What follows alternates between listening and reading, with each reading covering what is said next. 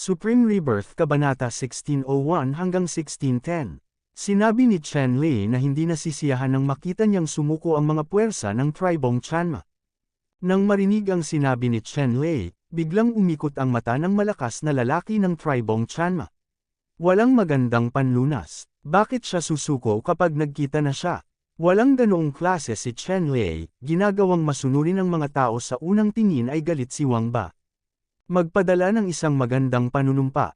Sinabi ni Chen Lei sa malakas na angkan ng Chanma, medyo nag-aalala pa rin si Chen Lei tungkol sa malakas na angkan ng Chanma na ito. Masyadong tyrannical ang kapangyarihan. Kung hindi siya manampa ng malaki, tatalikod siya. Pero bulag siya. Nang marinig ang kahilingan ni Chen Lei, ang malakas na lalaking ito mula sa angkan ng Chanma ay sumimangot, kung hindi ka magmumura, ipinapangako kung susundin ko ang iyong mga utos. Pansamantalang nakipag-usap ang strongman mula sa Tribong Chanma kay Chen Lei. Daoist, kanina ka pa hindi sumunod sa utos ko, itigil mo na ang pagsasalita ng walang kaparekan, bilasan mong magmura, kung hindi, huwag mo akong sisihin sa pagiging walang pakialam. Panipi.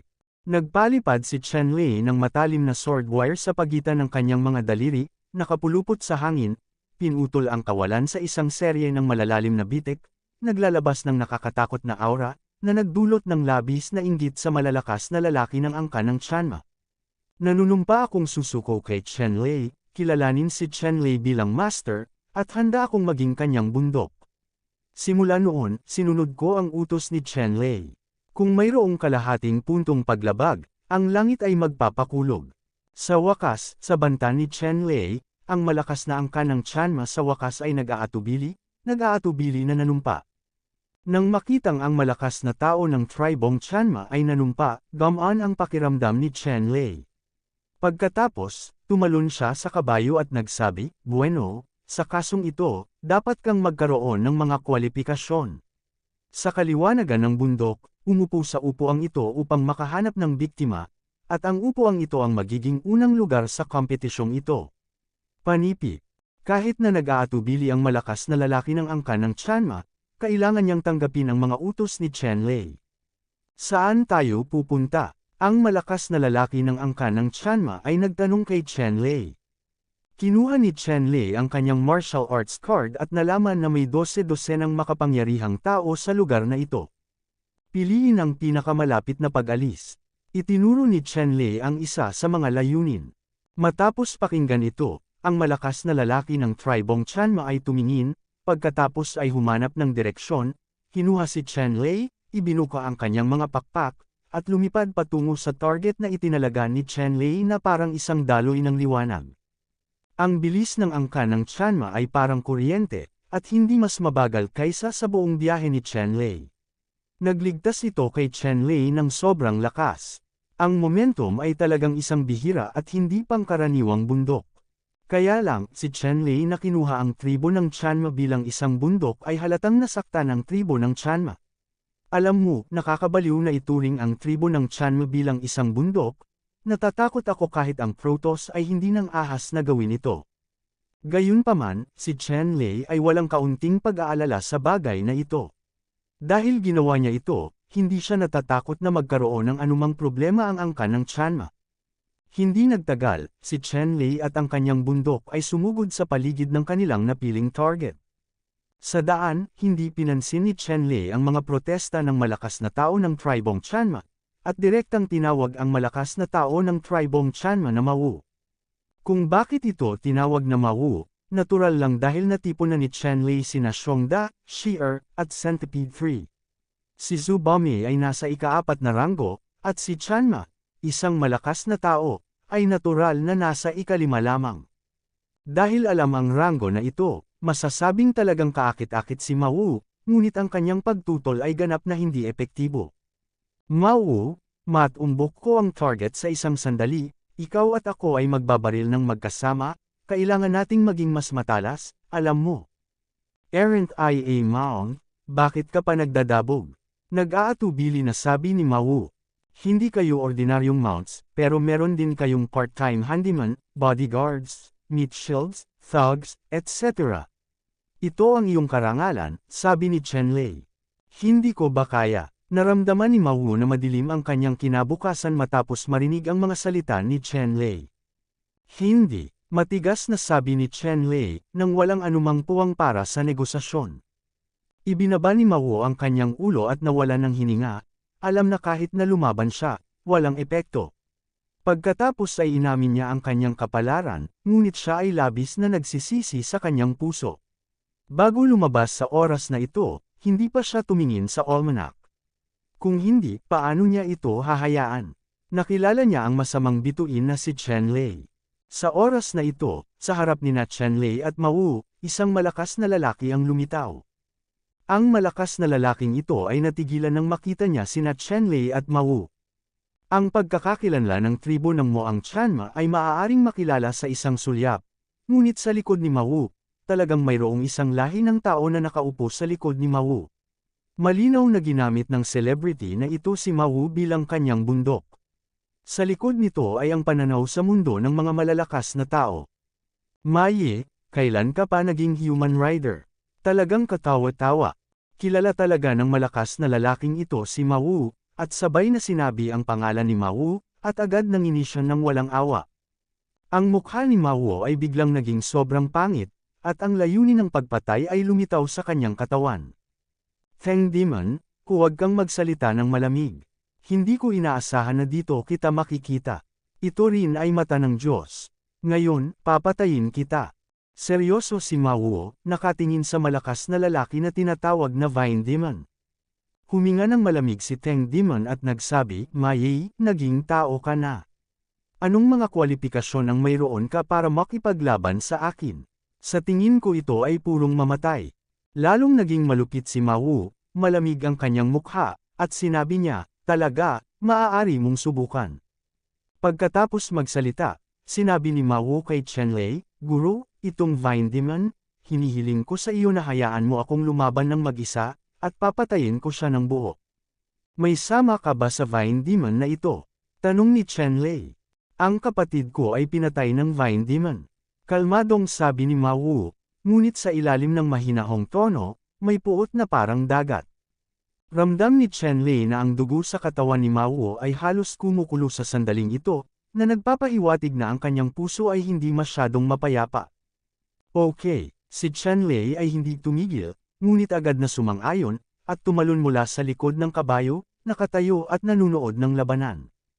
Nagliwanag ang katawan ni Mao, at hakbang-hakbang siyang naglakad patungo sa Vine Demon. Lalong naging maunlad ang kapaligiran. Sa wakas, ang kanyang buong katawan ay nagningning na parang isang nakasisilaw na maliit na araw. Seryoso ang ekspresyon ng Vine Demon. Bagamat magaan ang kanyang pagsasalita, alam din niya na si Maye ay isang bihirang kababalaghan ng tribong Chanma. Kung hindi ka mag-iingat, malamang na tumaob ang bangka sa gutter. Maye, kung gusto mong ipaghiganti ang iyong kapatid, depende ito kung mayroon kang ganitong kakayahan. Tumaas ang mga sulok ng bibig ng Vine Demon, na may bakas ng kawalang interes at panunuya. Dapat kang mamatay ngayon. Hindi pinansin ni Mao ang mga panunuya ng baston, at mahinahong sumagot, ngunit kahit si Chen Lei ay naririnig kung gaano determinado si Mao na patayin ang baston na demonyo. Talaga, pagkatapos ay maaari mong subukan. Ang Vine Demon ay umungal, biglang umilo ang kanyang buong katawan, at ang itim na parang baging na buhok sa kanyang ulo ay tumaas, at ang mga ron ay kumulot at naging 12-12 ng itim na buhok. Ang sibat, na naglalabas ng mahiwagang liwanag, ay tumusok patungo sa 5 kabayo. Ka! Ang mga pakpak ni Mao sa kanyang likod ay parang 2 makalangit na espada, na agad na bumubulusok ng walang kapantay na lakas ng pag-atake. Ang liwanag ay laganap, at ang banal na kapangyarihan ay kahanga-hanga, at nilaslas ang 12-12 ng itim na sibat na inatake ng punong demonyo. Boom! Ilang sandali, napuno ang momentum sa pagitan ng magkabilang panig, tulad ng pagbukas ng langit, ang buong paligid ay agad na nayanig pataas-baba, halos marahas na pumutok. Si Jin Chi ay lumipad ng paalang, tulad ng pinakamatalim na sinag ng espada, na tumusok sa ilang 10,000 metro kwadrado na mga taluktok sa kalayuan, na may walang katapusang kapangyarihan. Kinawayan ni Chen Lei ang kanyang kamay at pinaalis ang ilang Jin Chi na bumaril sa kanya nang hindi naapektuhan.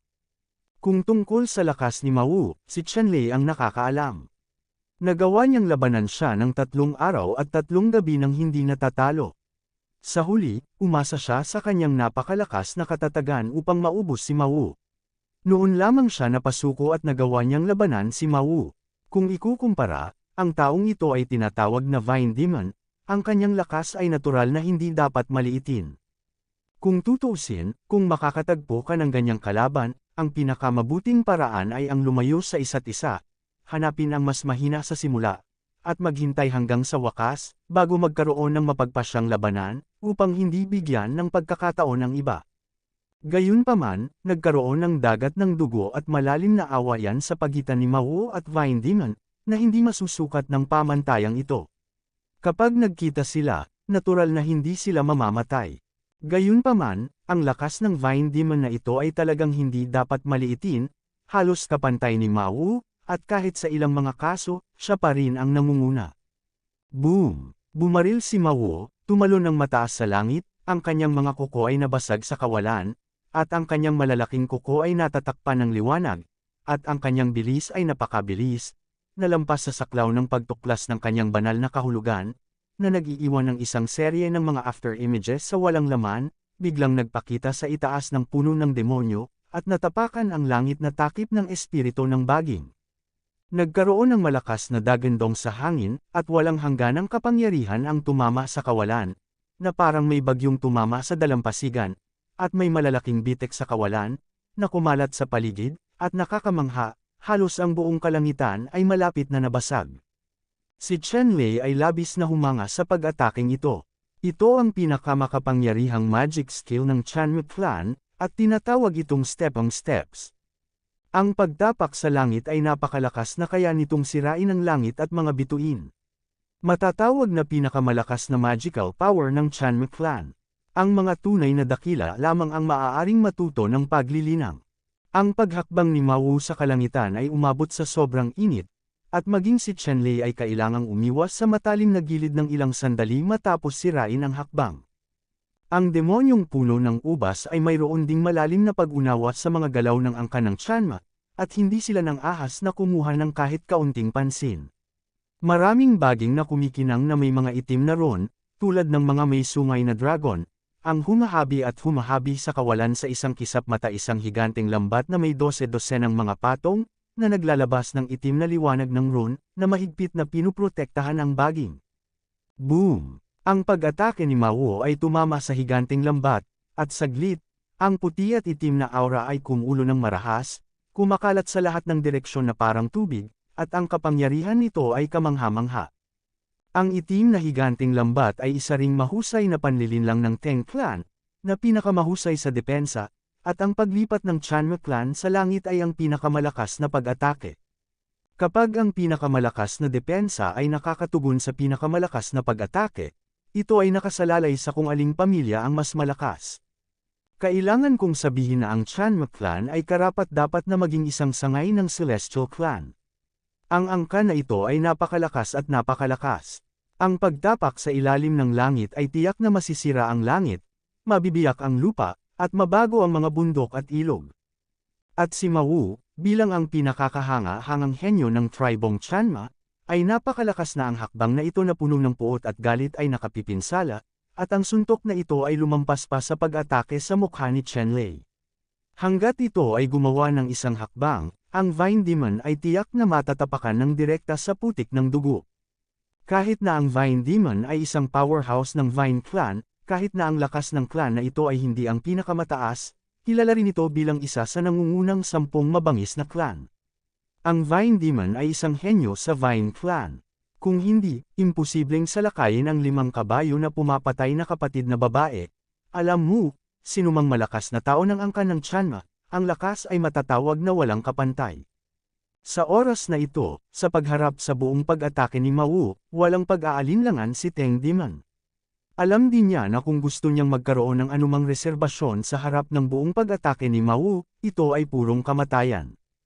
Humakbang si Ma Wu sa kalangitan, tumapak ng husto sa nagtatanggol na kayamanan ng Vine Demon, sa gitna ng makikinang na sumasayaw na sinag ng liwanag, aktwal na humakbang sa 12-dosenang patong ng higanteng lambat, at sa wakas ay nakatapak. Tinapakan niya ang puno ng demonyo at humakbang sa lupa, na umaabot sa 10 metro ang lalim. Kaya lang, matapos masira ang defensive magic ng punong demonyo, halos naubos na ang kapangyarihan ni Mao na tumapak sa langit. Bagamat tumuntong sa lupa ang demonyong baging, hindi niya ito binigay. Nagdulot din siya ng maraming pinsala, ngunit medyo napahiya ang Vine Demon at nasira ang kanyang mukha. Isang itim na liwanag ang biglang lumabas sa lupa at lumipad ng mataas sa langit. Sa oras na ito, ang mukha ni Vine Demon ay sobrang pangit, at hindi niya inaasahan na mabubugbog siya ng labis na kahihiyan ni Mawuji, na kanyang minamaliit. Maye, iniirito mo talaga ako, gusto ko nang mamatay ka. Ang Vine Demon sa hangin ay nagngangalit ang kanyang mga ngipin at malakas na sinabi. Gusto ko lang mamatay ka. Tiningnan ni Mao ang Vine Demon sa hangin, mahinahon ngunit may walang katapusang puot. Patayin! Ang demonyong puno ng ubas ay nasa himpapawid, at hindi mabilang na mga higanteng baging na kumikinang na may itim na runelight na sumayaw sa likod nito. Sa kanyang malakas na sigaw, ang mga higanteng itim na baging sa likod niya ay agad na tumuwid, tulad ng mga ahas, patungo kay Mao. Patayin! Ang mga higanteng baging na ito ay lubhang nababaluktot, at ang kanilang bilang ay kasing laki ng buhok ng baka, na sumasaklaw sa halos lahat ng lugar na ito, at sa wakas, tulad ng mga espiritong ahas, ay nakasalikop patungo kay Mao. Sa isang iglap, ang hindi mabilang na mga rattan stick ay naging isang malaking bola ng sepak takraw, na tinatakan si Mao sa gitna. Ang rattan na ito ay naglalabas ng mga itim na rune, may kantab, napakatigas, at mahirap sirain gamit ang isang espada. Nang makita si Mao na nakulong sa bola ng sepak takraw, isang mapang-uyam ang lumitaw sa mukha ng demonyong rattan. Sa paggalaw ng kanyang puso, mabilis na umikot ang ball ang yantok, 10,000 o kaya'y bumibilang pa sa isang segundo, sa pamamagitan ng 100,000 beses, at ang bilis na ito ay sapat na upang mataranta ang isang eksperto sa antas ng Woody. Sa totoo lang, may mas agresibong paraan ng Vine Demon para patayin si Mao. Gayunpaman, kinailangan na niyang malupit na pahirapan si Mao para ipaghiganti ang kanyang dating binti. Kaya naman, ito ang dahilan kung bakit niya nagamit ang ganitong uri ng pamamaraan. Hoy! Biglang may lumabas na puting ilaw mula sa bola ng sepak takraw. Isang puting pakpak, tulad ng isang matalas na espada, ang bumaril mula sa bola ng sepak takraw at pinutol ang bola ng sepak takraw. Pagkatapos, ang mga ilaw ay biglang tumaas. Sa sumunod na sandali, halos nahati sa dalawa ang buong sepak takraw, at tumalon ang 5 kabayo at nakatakas mula sa loob ng sepak takraw. Vine Demon, ito lang ba ang gamit mo? Tumayo si Mao sa himpapawid, na nagsasabi na may mahinang panunuya sa kanyang mga mata. Pag-ihaw at hindi pagkain ng masarap na alak, sa kasong ito, huwag mo akong sisihin sa pagiging hindi kumbinsido. Kaagad na mahirap tingnan ang mukha ni Fujimo, ngunit hindi niya inaasahan na makakaahon si Mai sa gulo sa ilalim ng ganoong mga kalagayan. Ay off mo ako, hindi gaanong nagsalita si Mao, ngunit gumawa ng 7 hakbang sa himpapawid. Ang bawat hakbang ay 2 beses na mas malakas kaysa sa nakaraang hakbang. Boom boom boom boom. Ang 7 malalakas na tunog ay parang 7 makalangit na tambol, na halos sabay-sabay na tumunog, at isang nakakatakot na puwersa ang direktang tumapak sa katawan ng baging. Ilang sandali, ang Vine Demon ay umubo ng dugo, ang kanyang katawan ay naapakan sa hangin, lumipad ng paalang, at nahulog ng libu-libong metro ang layo.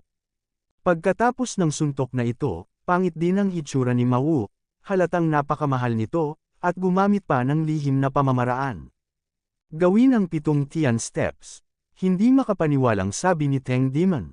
Hindi niya inaasahan na kaya ni Mao na linangin ang Tianbo sa ganoong kaharian. Ang mga supernatural na kapangyarihan ng Tribong Chanma ay umakyat sa kalangitan. Mayroong 9 na antas, isang antas sa isang pagkakataon, at ang kapangyarihan ay lumalakas. Nagawa ni Mao ang paglilinang hanggang sa 7 hakbang ng Tatian, na nangangahulugan na nilinang niya ang pagtatanim ng Tatianbo sa ika-7 antas. Ang ganitong talento ay napakabihirang sa mundo. Ang pagtapak sa ika-7 palapag ay direktang tumama sa Vine Demon sa isang iglap, dahil masyadong malakas ang pagtapak sa ika-7 palapag. Gayunpaman, ang kasalukuyang Mao ay medyo masama rin ang kalagayan, pinagpapawisan ang buong katawan, nabasa niya ang lahat ng kanyang mail, at nakakapit sa kanyang katawan na may kandado. Ang kanyang mga mata ay malabo at wala, at mayroon siyang apat, nanginginig ang mga binti, mahina, halos mahulog sa lupa. Ngayon ay gumagamit ng 7 hakbang araw-araw, para kay Mawu, ito ay nag-aatubili pa rin. Pagkatapos ng suntok na ito, ang ilan sa mga potensyal ay na-overdraw, at kailangan ito ng oras sa pagbawi upang mabawi. Sa sandaling ito, nahati sa kalahati ang katawan ng Vine Demon, tumutulo ang dugo, at malubhang nasugatan din ang kanyang katawan. Gayunpaman, pagkaraan ng ilang sandali, unti-unting lumitaw ang itim na ambon sa katawan ng baging. Pinapangit ng baging ang katawan. Isa itong malaking magic vine. Ang katawan ng maitim na baging ay naglalabas ng masamang hininga. Mayroong hindi mabilang na mga kapaligiran. Ang espiritu ng puno ng damo ay tumakas sa bilis na nakikita ng hubad na mata at pumasok sa katawan ng demonyong baging. Sa oras na ito, ang katawan ng sirang baging demonyo ay magkakaugnay din. Sa pagdagsa ng hindi mabilang na enerhiya ng espiritu ng halaman, ang katawan ng demonyong puno ng ubas ay unti-unting nanimbalik ang ningning, at ang nakapaligid na kagubatan ay nasa loob ng 10,000 milya ang mga halaman at puno, ngunit lahat sila ay nalante sa isang iglap, at sa wakas ay naging langaw-abo. Ang lahat ng espiritual na enerhiya ay nasamsam ng puno ng ubas na demonyo sa isang iglap, at sila ay napuno pabalik sa kanilang sariling mga katawan. Ito ay isang mahuhusay na kasanayan sa Wine Clan, na tinatawag na Vitality Deprivation. Napakayabang nito. Maaaring nakawin ang lahat ng sigla ng espiritu at gawin itong sariling suplemento. Napakayabang talaga. Sa katunayan, ang pag-abot sa isang tiyak na antas, ang talentong kasanayang ito ng pagnanakaw ng sigla ay maaari ding mabago sa mga supernatural na kapangyarihan. Sa oras na iyon, hindi lamang ang damo at mga puno ay maaaring masamsam, ngunit ang sigla ng lahat ng buhay na nilalang ay maaaring ninakawan ng tribo ng baging. Matapos ang pagkawasak ng sigla at pandarambong, ang katawan ng sirang demonyong puno ng ubas ay ganap na konektado. Sa sandaling ito, ang katawan ng baging ay kumikinang na may isang metal na itim na kinang. Ito ay hindi na isang anyo ng tao, ngunit naging isang malaking baging. Sa tuktok ng puno ng ubas, lumitaw ang isang mukha ng tao na may malinaw na anyo ng mukha, malamig na nakatingin kay Mawu. Sa sandaling ito, ang katawan ng Vine Demon, tulad ng isang espiritong ahas, ay nakapulupot sa isang porma sayon ng ahas, na may taluktok tulad ng ulo ng ahas, tumataas ng mataas at patuloy na umiindayog, tumingin kay Mawu, at malamig na sinabi, "Wing Horse, hindi ako. Sa tingin mo ay tama talagang magsanay ng paglilinang sa isang mataas na antas, ngunit kahit na, wala kang pagkakataon. Gusto kitang pahirapan ng husto, pero ngayong nagbago na ang isip ko, naging ganito ka. Ang multo ng kamatayan ay hindi kailangang itago at mamatay." Panipi. Pagkatapos magsalita, ang katawan ng Vine Demon ay direktang bumaril sa mga pakpak ng kabayo. Tulad ng isang higanteng baril, ang rune ay nilipol ang isang serye ng mga apoy sa hangin, ang bilis ay napakabilis. Sa pagitan ng langit at lupa, sa sandaling igalaw ng Vine Demon ang kanyang kamay, isang malakas na sigaw ang agad na tumunog, na kumalat ng daan-daang libong milya at yumanig sa lahat ng direksyon. 12 ng malalakas na tao na aktibo sa loob ng radius na 100,000 milya ang nakarinig ng gayong sumisigaw na tunog, lahat sila ay pumipintig, at isang itsura ng takot ang lumitaw sa kanilang mga puso. Sino ang lumalaban? Napakalakas. Maraming makapangyarihang tao sa loob ng 100,000 milya ng lugar na ito ang nagulat at naakit ng isa-isa. Pagkatapos nito, isa-isang umalis ang malalakas na lalaking ito, na nagmamadali sa direksyon kung saan umalis si Li Xiao. Paikot-ikot sila sa lugar na ito, lahat ay gustong makita kung may anumang kalamangan na makukuha, alam mo, katulad ng isang bagay na makapangyarihan. Kapag malakas ang laban sa isa't isa, tiyak na matatalo ang isang partido, o maging ang dalawa ay magdurusa kung may pagkakataong samantalahin ito, hinding-hindi nila papalampasan ang pagkakataong ito. Hindi nagtagal, dumating ang mga makapangyarihang lalaki na ito at nakita nila ang isang eksena na ikinagulat nila. Ito ay talagang isang Retan Demon mula sa Retan Clan. Matagal ko nang narinig na ang Retan Clan ay gumawa ng isang walang kapantay na henyo, na nagwawalis sa karamihan at tinalo ang nakababatang henerasyon ng libu-libong makapangyarihang mga angkan sa paligid ng Ritan clan. Tunay na walang talo, panipi. Marami sa mga nakapaligid na powerhouse na dumating upang panuunin ang labanan ay nakaramdam ng labis na pagkagulat. Sa sandaling ito, ang mahiwagang kapangyarihan ng mga baging ay ganap na naipatupad, at si Mao ay nakapagpigil lamang at walang kapangyarihang lumaban. Sa kasalukuyan, si Mao ay nasa kanyang pinakamahinang panahon. Dapat mong malaman na ginamit niya ang 7 Steps of the Heavens, na orihinal na nag-iisip na magbigay ng kontribusyon sa isang suntok, at ganap na patayin ang Vine Demon. Gayunpaman, ang lakas ng Vine Demon ay talagang lumampas sa inaasahan ni Mao. Sa ilalim ng walang katulad na mahiwagang kapangyarihan tulad ni Tatian 7 Steps, hindi siya napatay, ngunit sa halip ay naglunsad ng mas malakas na paalang na pag-atake. Sa oras na ito, ganap lamang na may pagtanggol ni Mao ang kanyang sarili, at walang lakas na lumaban. Natural na kinilala ng mga nakapalibot na powerhouse ang pagkakakilanlan ng Horse Clan ni Mao at Ian. Ang Vine Demon ay kayang humawak ng 5 kabayo, na nagpapatunay sa lakas ng Vine Demon mula sa gilid. Sa oras na ito, nagalit si Mao, at wala siyang pakialam sa mga opinyon ng malalakas na tao sa paligid niya. Siya ang pinaka-nagalit dahil hindi siya ang kalaban ng Vine Demon. Walang paraan para ipaghiganti ang kapatid ko. Ito ang ugat ng momentum ni Mao Zedong. Sa oras na ito, medyo nababalisa din si Vine Demon.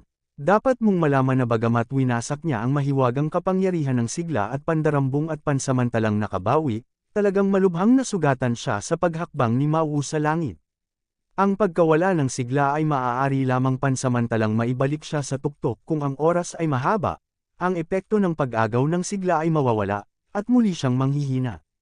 Sa panahon ngayon, napakaraming malalakas na tao sa paligid, itong mga malalakas na tao, kadalasan ay hindi niya tinitingnan, ngunit kapag siya ang pinakamahina, ang mga malalakas na tao ay talagang nakamamatay sa kanya. Pagbabanta, walang mahinang makapasok sa finals. Kahit gaano pa siya ka-confident, hindi siya naniniwala na sa kalahating kamay ang katawan, kaya niyang patayin ang malakas na ito. Kaya naman, alam ni Fujimo na gusto niyang matapos ang labanan sa lalong madaling panahon. Matapos patayin si Mai, kailangan niyang tiyakin na maaaring umatras ang isang tiyak na lakas ng labanan. Kaya naman, hindi pa ngayon ang oras para salubungin si Mai, kailangan niyang lumaban ng mabilis. Matapos magdesisyon, biglang nagbago ang hininga ng Vine Demon, at muling lumaki ang orihinal na hindi matamo na hininga. Matapos mabilis na lumago ang hininga, sa gitna ng espiritual na kamalayan ng mga tao, ang puno ng demonyo ay parang isang higanteng baging na maaaring umabot sa langit. Ang katawan ng baging ay mas malaki kaysa sa isang sagradong bundok, at diretso sa walang katapusang ulap, naglabas ito ng napakalaking parang bundok na presyon.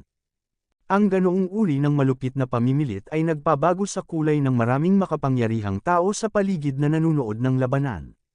Sa ilalim ng ganitong malupit na presyon, ang kanilang kapangyarihang panlaban ay tiyak na masusupol ng higit sa 30%. Kaya naman, isa-isang nilalabanan ng baging demonyo. Mas nakakatakot pa. Natural na naramdaman ni Mao na mabilis na lumalago ang hininga ng Vine Demon. Alam na gusto ng Vine Demon na gawin ang huling suntok upang matukoy ang mananalo. Sa puntong ito, nagpakawala rin si Mao ng mahabang pagsirit, at ang kanyang katawan ay biglang naging maliwanag, tulad ng isang maliit na araw, lubhang nakasisilaw. Ang malalakas na lalaki sa paligid na nanunood ng labanan ay biglang pumikit ng isa-isa. Ganun pa man, may mga luha pa ring umaagos. Totoo na ang liwanag mula kay Mao ay masyadong nagliliyab, at naglalaman ito ng malalakas na rune, marami ang mga tao ay naapektuhan din ng hindi nila alam ng ilang sandali. Hinarap ni Mao ang demonyong puno ng ubas, at syempre hindi na siya maghihintay na mamatay.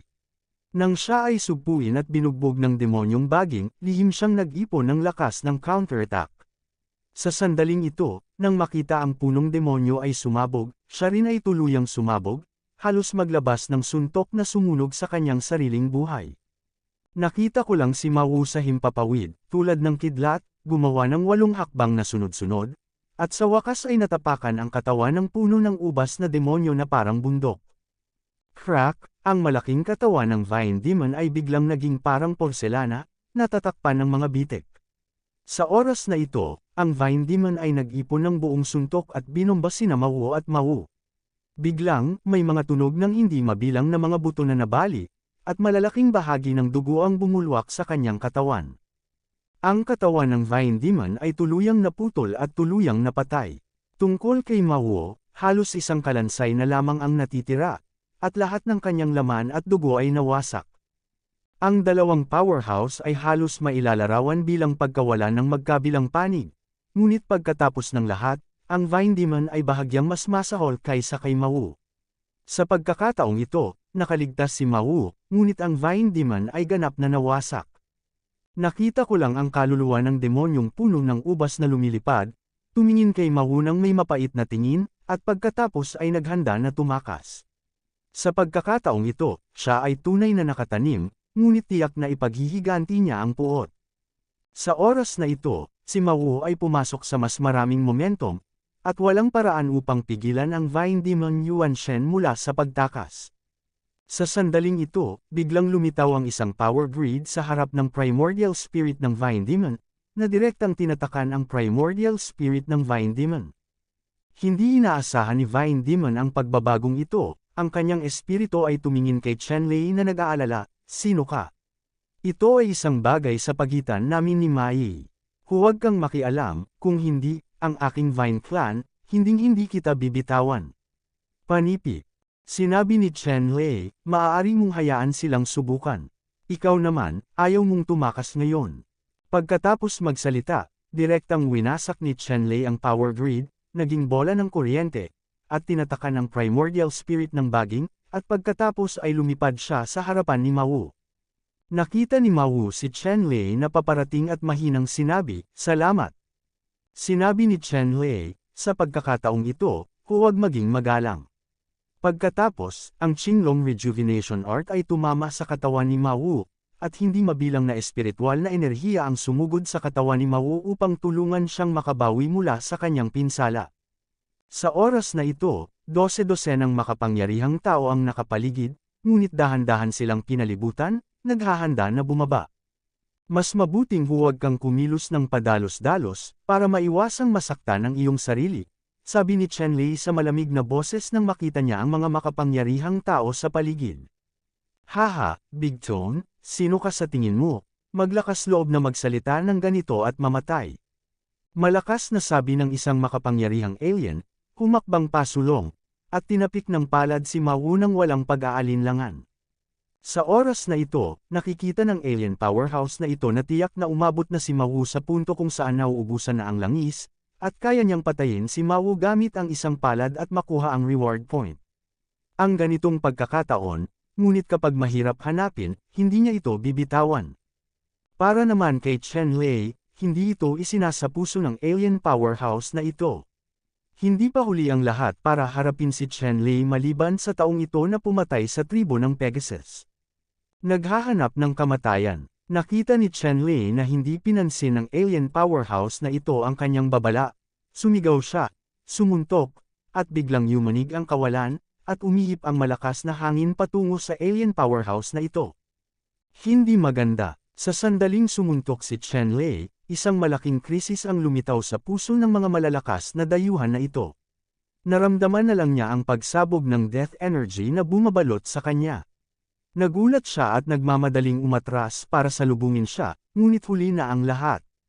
Nabasag, direktang pinutol ng suntok ni Chenlei ang braso ng malakas na alien na ito, at maging ang kalahati ng malakas na alien ay sumabog sa ambon ng dugo sa unang pagkakataon. Pagkatapos ay inilunsad ni Chenlei ang kanyang pangalawang suntok. Nararamdaman lang ng makapangyarihang alien na ito ang kapangyarihang dumadaloy patungo sa kanya at gustong lumaban, ngunit hindi niya ito kayang pigilan. Napasigaw siya sa buong katawan. Ang lahat ay sumabog sa ambon ng dugo. Ang primordial spirit ng makapangyarihang alien na ito ay lumipad palayo, nakatingin kay Chenlei na may mapait na ekspresyon sa kanyang mukha. Para sa tumatakas na kaluluwang ito, hindi ito hinabol ni Chenlei, dahil 12-dosenang iba pang powerhouse ang nakapaligid sa kanya ng sunod-sunod, at malinaw na palibutan siya ng mga ito. Kinawayan ni Chenlei ang kanyang kamay at direktang inilagay si Mawu sa Qingyang Immortal Palace. Si Mao ay kasalukuyang walang anumang kapangyarihang panlaban. Kung siya ay nasa labas pa rin, hindi lamang ito makakatulong sa kanya, ngunit magiging isang pabigat sa kanya, mas mainam na ipadala upang linangin sa Qingyang Immortal Palace upang gumaling. Matapos ipadala si Mao sa Qingyang Immortal Palace, tiningnan ni Chen Lei ang makapangyarihang mga lalaking ito. Patayin! Hindi ko alam kung sino ang sumigaw, at nanguna kay Chen Lei. Sa isang maikling panahon, 12-dosenang makapangyarihang mga manlalaro ang lahat ay umatake kay Chen Lei, at ang kawalan ay biglang tumalikod at nabasag sa isang iglap. Matatag ang tingin ni Chen Lei sa unang taong gumawa nito. Ang kanyang figure ay gumagalaw ng paalang, kasing bilis ng kidlat, na parang gumagalaw kaagad. Sa isang iglap, lumapit siya sa lalaking ito, sinuntok, at kinuha ang unang pwesto. Ang kaaway ay sumabog sa ambon ng dugo at nagbukas ng isang puwang. Pagkatapos noon, nagmamadaling lumabas si Chen-Lei sa puwang at tumakas patungo sa malayo. Mayroong 12-dosenang mga powerhouses dito. Gaano man kalakas si Chen-Lei na mag-isa, hindi siya maaaring maging kalaban ng powerhouse na ito. Pagkatapos ng lahat, ang mga powerhouse na maaaring makapasok sa finals ng 10,000 Races Conference ay pawang mga Supreme Wizard, kaysa sa 1,000,000. Ginamit ni Chen-Lei ang kanyang bilis sa sukdulan at mabilis na lumabas sa paligid sa isang kisap mata. Chase! Ang 12-dosenang malalakas na lalaki na ito ay galit na galit, at sila ay hindi inaasahang nakatakas ni Chen-Lei mula sa pagkubkob, at isa-isa nilang hinabol si Chen-Lei. Kaya lang, ang 12-dosenang mga makapangyarihang tao na ito ay palaban din sa isa't isa. Imposibleng magtatag ng tahimik na kooperasyon. Pagkaraan ng wala pang 2 oras, naging gulong buhangin ito at nawala ang anino ni Chen-Lei. Sa huli, ito nagkaroon ng isa pang matinding labanan sa pagitan ng 12-dosenang malalakas na lalaki, na nakikipaglaban sa isa't isa.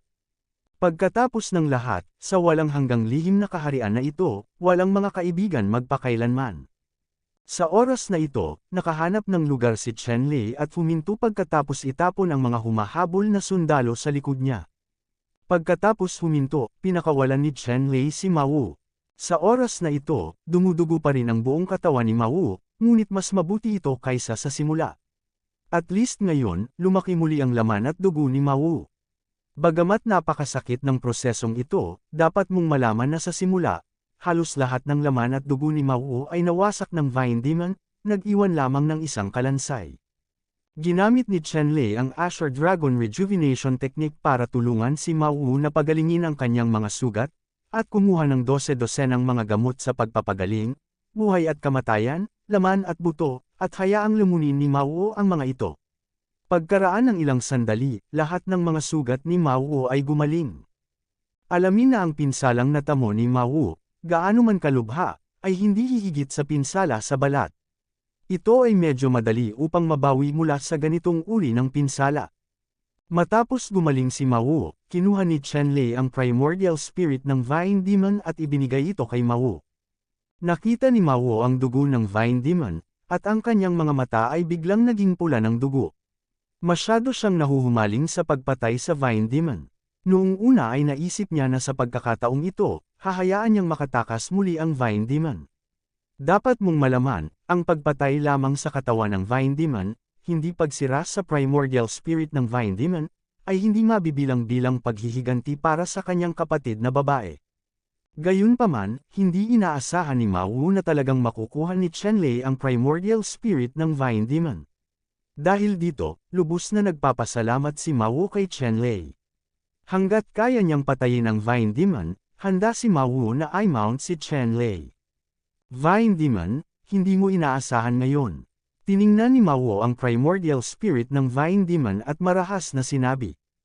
Mai, mas mabuting hayaan mo na ako, kung hindi, hinding-hindi ito pababayaan ng aking angkan ng alak, at hindi ka pakakawalan ng aking lolo, sabi ng demonyong alak. Sa tingin mo matatakot ako sa banta mo. Ngumisi si Mao, at ibinuka ang kanyang bibig upang iluwa ang apoy, nilulunod ang primordial spirit ng Vine Demon. Sa isang sandali, ang kaluluwa ng demonyong puno ng ubas ay sumigaw ng malakas, ngunit hindi natinag si Mao sa sigaw ng kaluluwa ng demonyong puno ng ubas, ang kanyang mga mata ay kumikislap sa paghihiganti, sa huli, sa sigaw ng Vine Demon Yuan Shen, ang Vine Demon Yuan Shen ay sinunog upang lumipad na abo. Sa puntong ito, ang Vine Demon ay ganap na nawala sa mundong ito, at hindi na makakabangon muli. Guro, maraming salamat. Sa pagkakataong ito, si Mao Wu ay taos-pusong nakumbinsi ni Chen Lei, inangkin na siya ang master, at taos-pusong nagpasakop sa kanya. Tumango si Chen Lei at hindi na nagsalita, ngunit ramdam niya ang puso ni Mao Wu at alam niyang tuluyan ng sumuko si Mao Wu. Sumunod, hindi na binanggit ni Chen Lei ang bagay na ito, ngunit patuloy na naghahanap ng biktima upang makakuha ng mga pagsasamantalang militar. Kinuha ni Chen Lei ang battle card at hinanap ang target. Sa oras na ito, natuklasan ni Chen Lei na mayroon talagang dalawang target, nagmamadaling patungo sa kanila. Malinaw, itinuring ng dalawang target na ito si Chen Lei at ang iba pa bilang biktima. Malamig na bamhantong hininga si Chen Lei, na nagkataong inihatid sa pintuan, na nagligtas sa kanya ng maraming problema. Si Chen Lei at Mao Wu ay nakatayo doon at naghintay ng hindi nagtagal. Isang malakas na aura ang nagmula sa malayo, na tumatakip sa kalangitan, at dumating upang sugpuin sina Chen Lei at Mao Wu. Sa harap ng napakalakas na momentum, ang momentum ni Chen Lei at Mao Wu ay pinakawalan ng magkaisa. Kung ang dalawang Diyos ay parang mga haligi, agad silang lilipad sa langit at sasalungat sa momentum ng kalaban. Ang dalawang panig ay hindi pa nakikipaglaban sa isa't isa, at ang moral ay kasangkot sa labanan. Well, interesting. Sa di kalayuan, isang malakas na binata na may gininto ang banal na liwanag na dumadaloy sa kanyang buong katawan, tulad ng isang Diyos, ay naramdaman na ang momentum ng kabilang partido ay hindi mas mahina kaysa sa kanyang sarili, hindi niya maiwasang mapabuntong hininga, tumaas ang kanyang mukha na may bakas ng pagnanasa, para subukan ang expressions. May taong kapareho ng hiningang ito. Inaabangan ko talaga, masyadong malungkot si Invincible, sana makatagpo ako ng kalaban. Ang lalaking may gintong liwanag na umaagos sa lahat, bamhantong hininga sa langit, napaka-coquettish. Sa ilalim ng kanyang upuan ay isang pilak na lumilipad na uod, na may mabangis na liwanag na kumikinang sa mga mata nito, at ang mga kaliskis nito ay kumikinang sa araw, lubhang mabangis.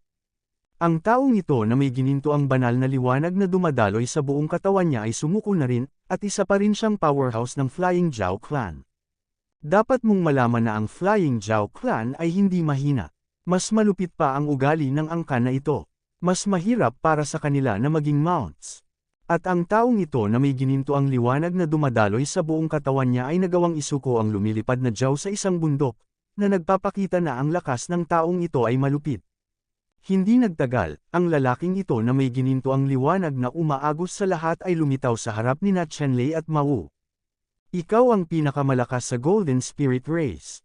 Master, kailangan mong maging mas maingat, sabi ni Mao Wu kay Chen Lei. Golden Spirit Clan. Gumalaw ang puso ni Chen Lei matapos marinig ang mga salita ni Mao Wu, at naalala niya ang pinagmulan ng angkan na ito. Ang Golden Spirit Race ay masasabing isang sangay ng Spirit Race. Ang lahi na ito ay ipinanganak mula sa mga gintong duwende, at sa wakas ay sumanib sa lahi ng espiritu, at sa wakas ay umunlad at dumami sa lahi na ito. Ang bawat tao sa lahi na ito ay matatawag na pagmamataas ng langit. Kahit na ang bilang ay hindi malaki, ang lakas ay napakalakas na maging ang mga langit at mga Diyos ay ayaw silang pukawin. Mai, hindi ko inaasahan na magiging peak celebrity ka. Tinatawanan mo talaga ako. Sa sandaling ito, ang lalaking may gininto ang liwanag na umaagos sa buong paligid, itinuro si Mao Wu at sinabing, tumawa ng malakas. Kumunat ang noo ni Mao Wu. Hindi siya tumingin ng malapitan ngayon lang. Naghintay siya hanggang sa halos matuklasan niya na ito nga pala ang taong ito. Jin Yapeng, ikaw talaga. Hindi napigilan ni Mao Wu ang buntong hininga sa kanyang puso.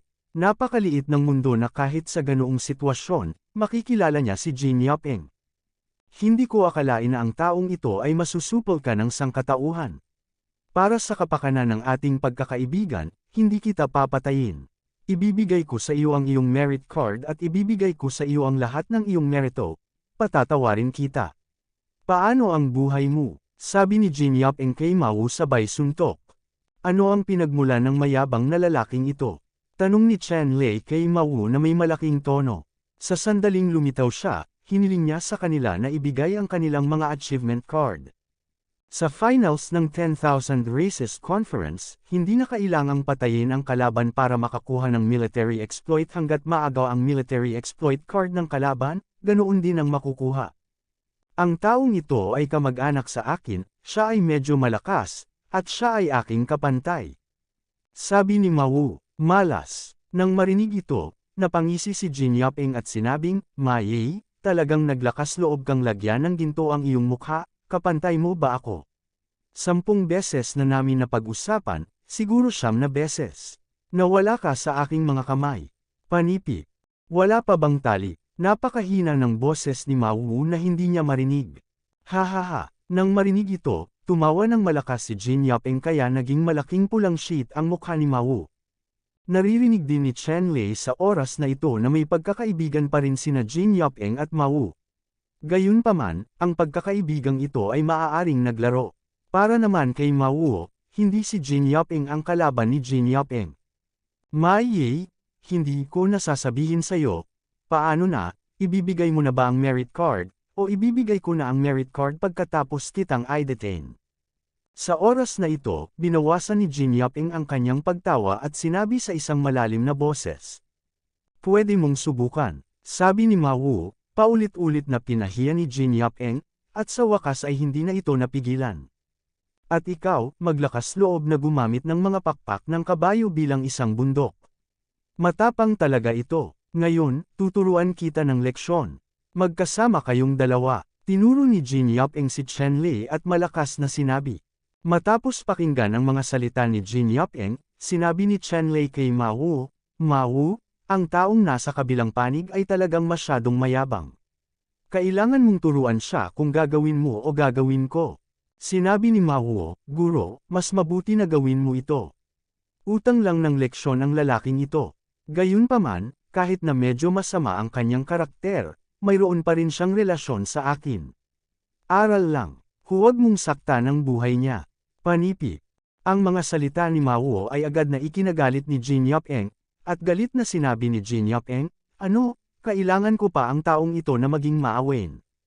Kailangan kong maging maawain. Magsisimula ako mamaya, natatakot akong bigyan ng ulo ang taong ito na fighting violence. Panipi. Nang marinig ni Chen Lei ang mga salita ni Mawu, alam niyang medyo nalilito pa rin si Mawu tungkol kay Jin Yopeng, at sinabing, okay, gagawin ko, at ang bundok ng taong ito ay ibibigay sa iyo. Itinuro ni Chen Lei ang Silver Flying Dragon sa ilalim ng upuan ni Jin Yopeng at direktang sinabi. Hindi mahalaga, masayang sumang-ayon si Mawu. Nang makita ni Jin Yopeng sina Chen Lei at Mawu, hindi niya isinapuso ang kanyang mga salita. At galit na galit siya, sinabing, walang sinuman ang nang-ahas na tingnan ang upuang ito ng labis. Babayaran mo ang presyo, hayaan mong makita at makita. Napakaganda ng upuan na ito. Panipi. Pagkatapos magsalita ni Jin Yopeng, tumalon siya at pinatay si Chen Lei, at ang Silver Flying Dragon ay naglabas din ng mga ngipin at kuko nito at sumugod kay Mawu. Si Jin Yopeng ay talagang parang malalaking pakpak na kumakalat. Mayroong hindi mabilang na mga gintong banal na ilaw sa likod niya, na nagiging isang pares ng gininto ang pakpak. Napakalakas nila at binaril sila kay Chen Lei. Biglang lumipad ang buhangin at mga bato, lumabo ang langit, at lumitaw ang malalaking bitek sa kawalan. Ang kapangyarihan ng pares ng gintong pakpak na ito ay tunay na nakakatakot. Kahit na si Jin Yopeng ay nasa Golden Spirit Clan, nakuha niya ang life bow ng Golden Winged Rock, at napag-aralan niya ang pinakamataas na kayamanan ng clan na ito. Mag-ingat ka. Nag-aalala na magdusa si Chen Lei, pinaalalahanan ni Mawu si Chen Lei na maraming beses na niyang nakipag-usap kay Jin Yopeng at napakalinaw tungkol sa background ni Jin Yopeng. Alam mo, hindi ito katulad ng pagkatalo sa ilalim ng aking mga kamay. Malamig na sumangot si Jin Yopeng, walang pakialam, diretsyong pinisil ang kamao ng Golden Wing na si Dapeng, naglabas ng kakilakilabot na pagbabago-bago ng hininga, at sumabog patungo sa pintuan ni Chen Lei, na may madalas na pandaraya, at bawat galaw ay malakas at malakas. Natural na mararamdaman ni Chen Lei ang lakas ni Jin Yopeng, at talagang mas magaling siya kay Mawulay. Isa siyang villain-level powerhouse. Gayunpaman, hindi rin mahina si Chen Lei, direkta niyang binasag ang kamao ng Great Slaughter, at tinamaan si Jin Yaping. Ang kamao ng pagpatay ni Chen Lei ay may pinakamataas na aura tulad ng pagpatay sa mga Diyos at demonyo. Sa pagitan ng mga alon, tila mayroong hindi mabilang na mga multo ng mga Diyos at mga demonyo. Ang walang kap-oras na kamahalan ay nagpadilim sa langit at lupa, at hinarap nila si Jin Yaping. Boom! Nagbanggaan ang mga kamao ni Chen Lei at Jin Yaping, naglabas ng nakakatakot na kapangyarihan at nagliliyab na liwanag. Ang sinag ng liwanag na ito ay tumaas sa kalangitan at direktang tumagos sa mga ulap sa kalangitan, na inihayag ang mataas na kalangitan. Ang mga bundok sa loob ng isang radius ng Jinchi ay lumipad, pumutok sa hangin, at naging hindi mabilang na mga durog na bato kung bumagsak ito tulad ng isang malakas na ulan. Ang eksena ay nakakatakot at nakakatakot. Naramdaman lang ni Jin Yaping ang isang napakalaking puwersa, at tinamaan siya ng pabaligtad ng ilang kilometro, na nagpatatag sa kanyang figure. Sa oras na ito, si Jin Yaping ay tumingin kay Chen Lei nang may pagtataka at nagawang itapon ito palabas. Ang lahi ng tao na ito ay talagang pambihira. At tumingin din si Chen Lei kay Jin Yaping. Hindi rin maarak ang lakas ni Jin Yaping. Chen Lei, gusto kong makita kung gaano kakalakas. Muling nagbigay ng mahinang sipol si Jin Yaping, at pagkatapos, ang pares ng mga pakpak ni Jin Pang sa likod niya ay bahagyang nanginginig, nahati ang walang laman, at isang malaking bitik ang lumitaw, kumalat pa sulong, at isang walang katapusang alon ng banal na kapangyarihan ang sumugod mula sa bitik at naging isang ang ginintoang wing sword ay hamampas kay Chen Lei. Ang hindi mabilang na mga ginintoang talam ng pakpak, tulad ng isang grupo ng mga walang kamatayang sundalo na gawa sa ginto, ay nagpapalipat-lipat ng hindi mabilang na mga gintong rune, ang kanilang talas ay pambihira, at ang kanilang kapangyarihan ay hindi mapigilan. Hoy! 10,000 milya sa likod ng Chen Lei, ilang sagradong taluktok ang direktang napasok ng matalim na hininga na ibinubuga ng mga wing blades, na nakakatakot. Ito lang ang hangin na tumatakas sa mga pakpak na ito. Mayroon itong napakalakas na lakas, na nagpapakita kung gaano kalakas si Chen Lei. Si Chen Lei ay nakatayo sa kawalan, na ang liwanag sa kanyang mga palad ay kumikislap, at sa pagitan ng pagtataas ng kanyang mga kamay, isang higanteng lambat na gawa sa sword silk ay hinabi, na magkakaugnay sa kanyang harapan, at mayroong 12 ng mga patong sa loob nito, pagpikit ng mata. Ito ang resulta ng pagbabago ni Chen Lei ng Magic Sword Body Technique sa ika-6 na antas, na ginagawang mas pino ang Magic Sword Body Technique, na may kakayahang hindi lamang pag-atake kundi pati na rin ang pagtatanggol.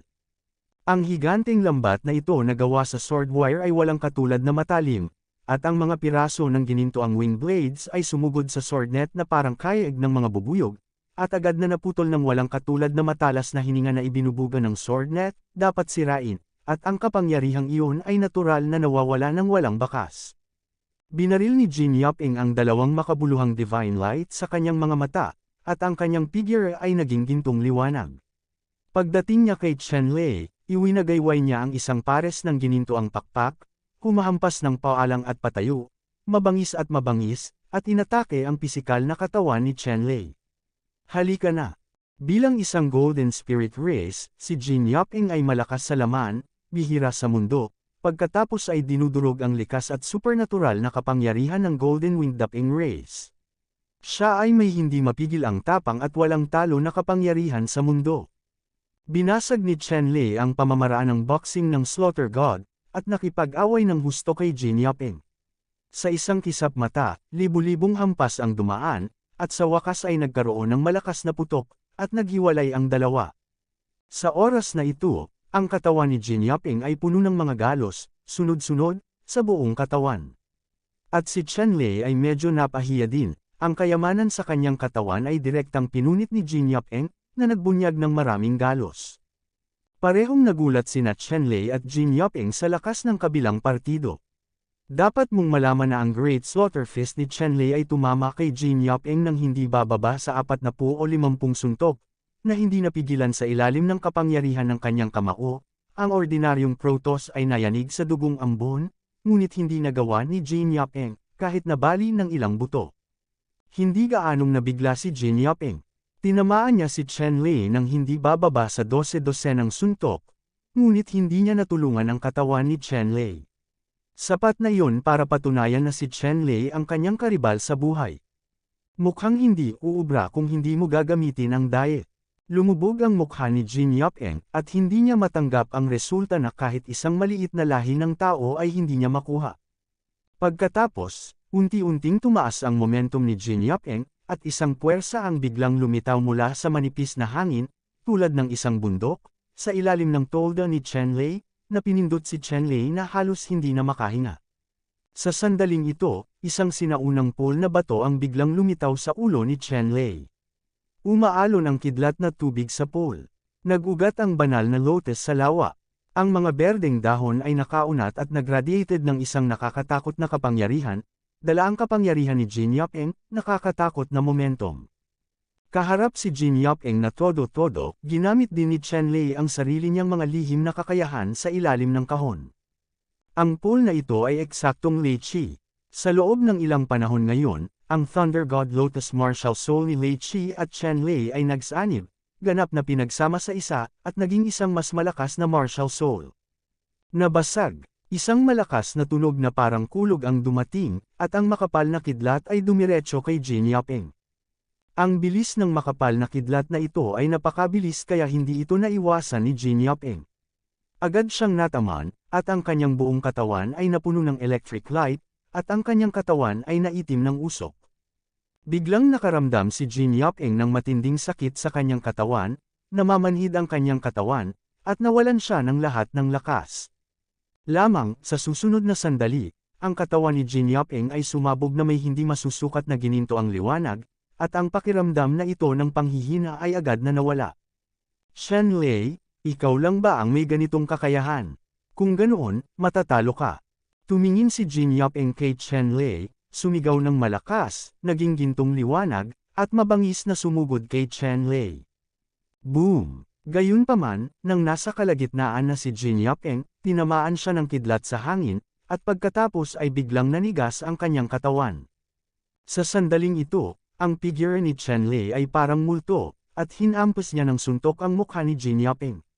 Dang! Ang suntok na ito ay gumawa ng tunog na parang pagtama ng ginto at bakal, at pagkatapos, nakita kong mabilis na naging asul ang mga mata ni Jin Yap-eng. Ikaw, naging baliw ang galit ni Jin Yap-eng. Walang sumampal sa kanya sa mukha. Nanginginig ang kanyang mga pakpak at papatayin na niya si Chen Lei. Sa sandaling ito, isa pang dekuryenteng ilaw ang direktang tumama sa katawan ni Jin Yap-eng, kaya muling nanigas ang kanyang katawan. Sa susunod na sandali, bumagsak muli ang kamao ni Chen Lei, at napakaganda ng timing.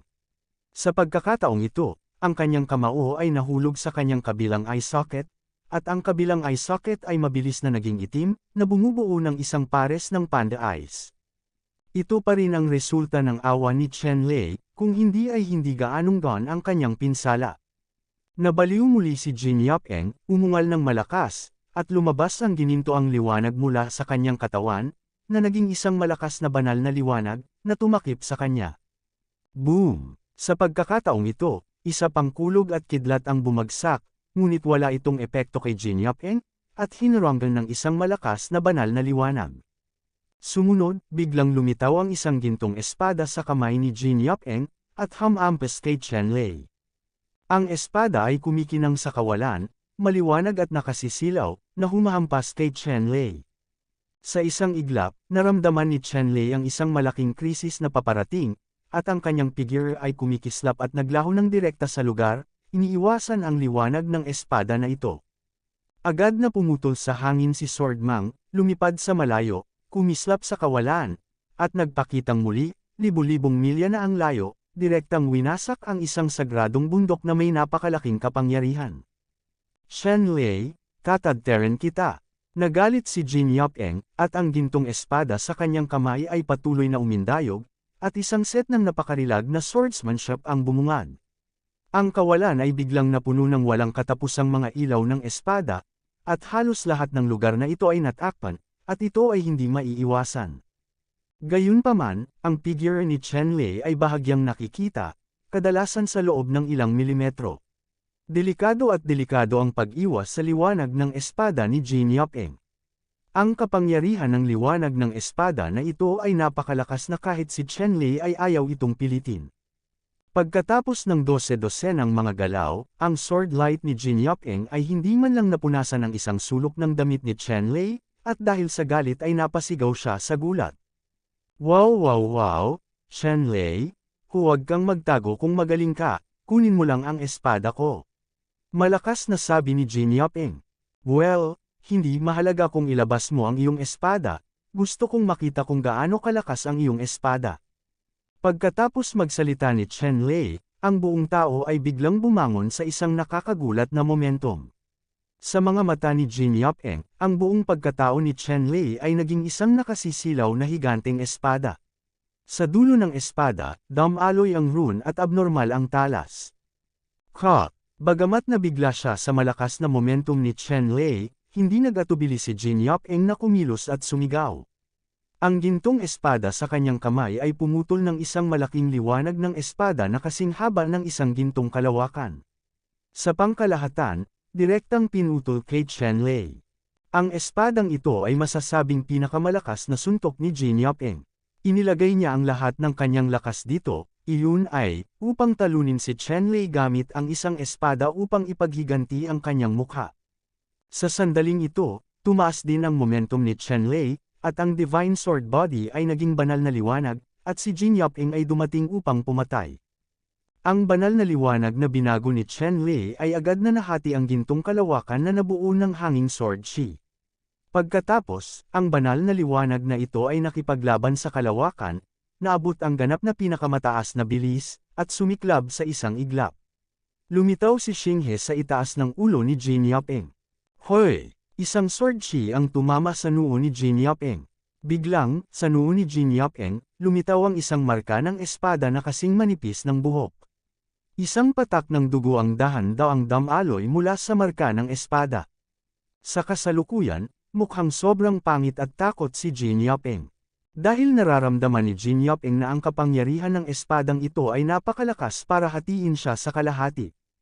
Ang dahilan kung bakit kaya pa rin niyang tumayo ngayon ay hindi kung gaano siya kalupit, ngunit dahil sa suntok na ito, naging maawain si Chen Lei. Kung hindi, tiyak na mapuputol si Jin Yopeng sa ilalim ng espadang ito. Sa kasalukuyan, si Jin Yopeng ay may mga patak ng malamig na pawis sa kanyang noo. Hindi pa sapat ang buhay niya, pero ayaw niyang mamatay kaagad. Paano kung aminin mo ang pagkatalo? Ang banal na espada na binago ni Chen Lei ay nakasabit pa rin sa itaas ng ulo ni Jin Yopeng, at ito ay awkward. Kung hindi aaminin ni Jin Yopeng ang pagkatalo, ang espada ay mahuhulog, at maaari pa ring mahati ang kanyang ulo. Inaamin ko ang pagkatalo ko. Nang may banta sa kanyang buhay, hindi na nang ahas si Jin Yopeng na maging mayabang at matigas ang ulo, at ibinuka ang kanyang bibig para umamin ng pagkatalo. Ibigay ang merit card, walang pag-aalinlangan na sabi ni Chen Lei.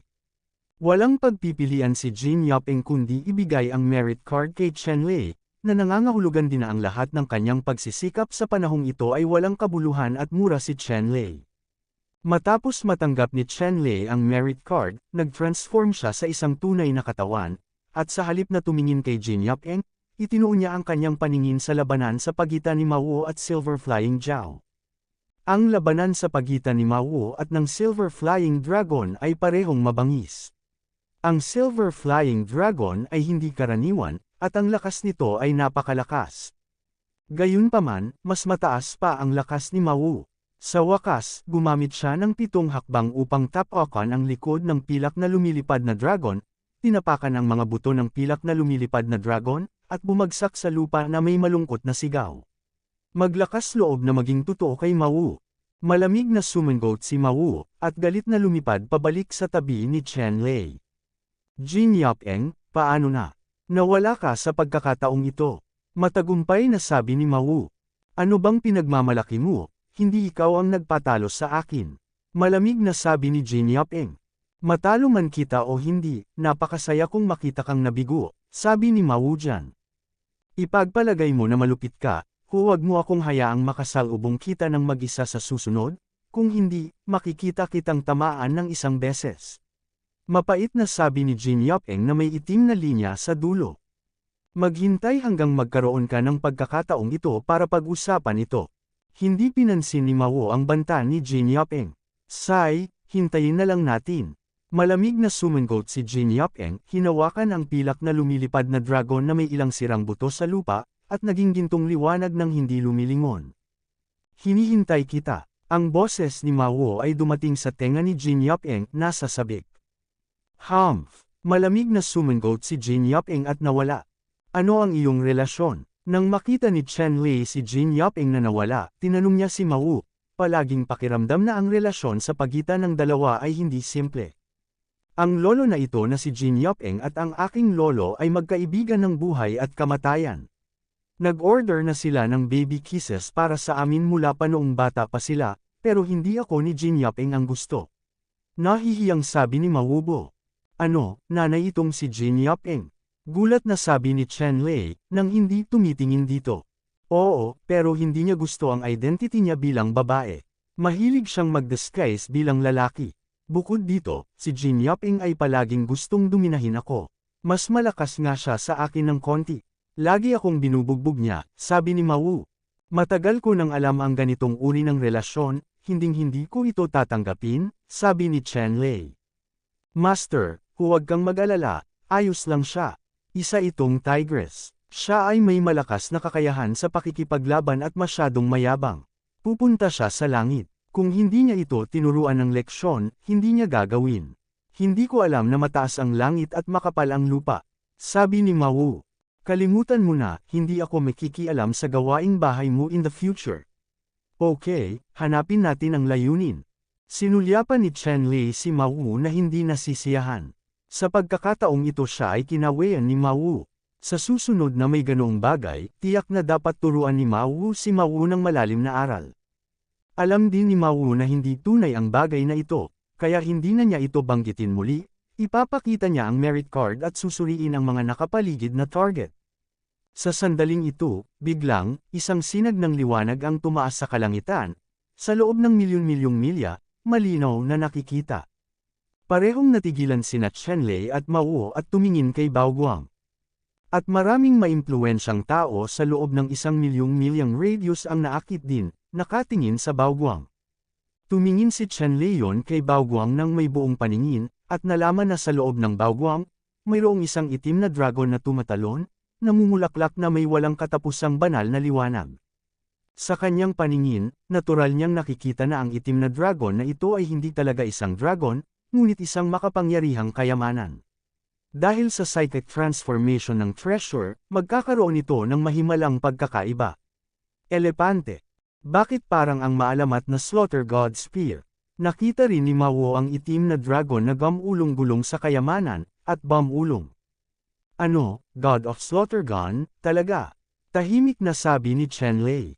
Siyempre alam niya ang pangalan ng God of Slaughter Spear. Sinasabing ang Slaughter God Spear ay ipinasa mula pa noong unang panahon. Ito ay isang likas na espiritual na kayamanan na may walang katapusang kapangyarihan at maaaring tawaging 0.1 na kayamanan sa mababang kaharian. Siyempre, ang Slaughter Spear na ito ay hindi lang sikat sa lower realm, kahit kumpara sa treasures ng middle at upper realms, siguradong may ranggo ito sa top 10, at siguradong ito ang pinakamabangis. Makapangyarihang kayamanan.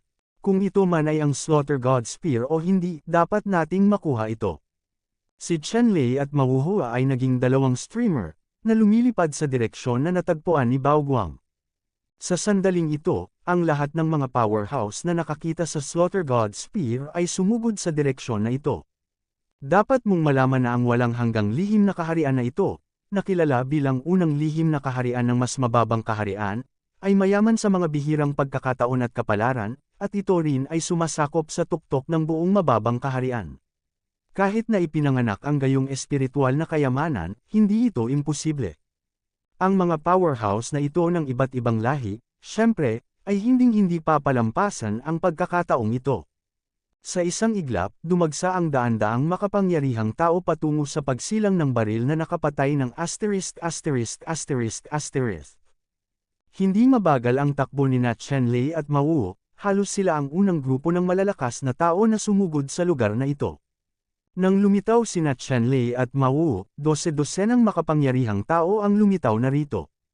Nang dumating sina Chen-Lei at Ma Wu, 12-dosenang mga makapangyarihang lalaki ang agad na tumingin, na may matinding pressure. Hindi ito isang bagay na maaari mong kontakan, lumabas ka. Isang malakas na lalaki na medyo malapit kina Chen-Lei at Ma Wu, ang sumigaw sa kanilang dalawa ng napakalakas at dominante. Anong klaseng bagay ang pinaglalakas loob mong gawin sa harap ng upuang ito? Malupit din si Ma Wu. Pumutok man ay galit na galit siyang sumigaw. This is actually a Pegasus, yes, itong upuan ay walang upuan, so you have to be yours.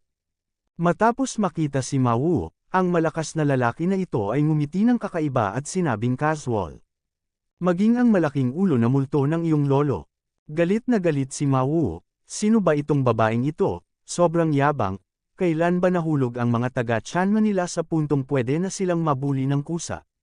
Bukod dito, hindi makilala ni Ma Wu ang lahi ng taong ito, dahil bihira talaga ang lalaking nasa harapan niya.